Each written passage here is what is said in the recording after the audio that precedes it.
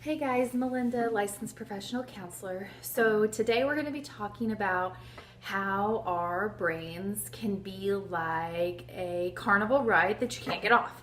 Years ago, my BFF and I were in Jeff City at a carnival, and I remember the lines were really short. There wasn't a whole lot of people there that night and that time. So we got on this ride, and it was like a spider arms, and then it went in circles, and then the carts went in circles too. So we got on it, and the person thought it would be funny if he kept us on there for a long time. So at first we were like, this is fun, we're gonna get all this extra time on here, and we were having a blast and we were laughing, and then after like 4 or 5 minutes we were both like, okay, we're done with this, let us off. But he continued. We rode that thing for like 10 minutes. So how is our brain like that? From the time we're born, we start to make all of these connections up in our head. So we make good connections and we make bad connections, things that aren't serving us. So good connections like somebody told you cat meow, cat meow, cat meow, and finally you connected that and you've got that. That's good information to have. Red stop sign means stop. Red stop sign, stop. And you made that connection. So you've made lots of good connections up there that are really good for you to have for safety and for general knowledge. But we also make not so helpful connections like me, not good enough. Me, not good enough. Me, not good enough. And we've made that connection. So from thoughts, from experiences, we make connections that aren't so helpful either. We can't go in and be like, hey, could you surgically remove the thoughts that I don't want, please? Or you would have some brain damage.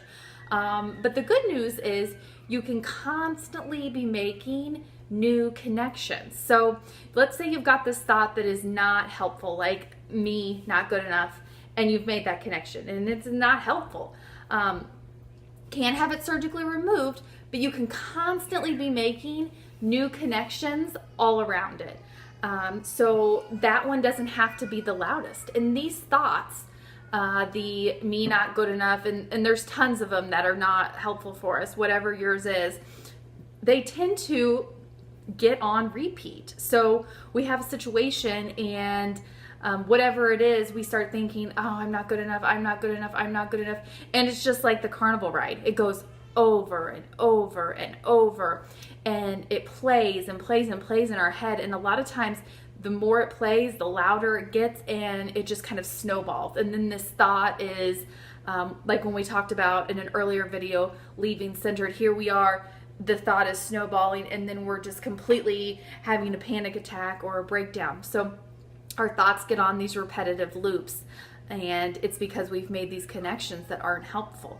So that is kind of some background, some education on how these repetitive thoughts get created in our head and why they're on repeat.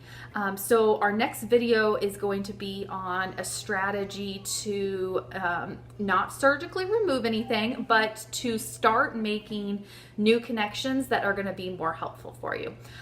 So if you like this video, please share it with everybody you know, subscribe to my channel, and I will see you next time.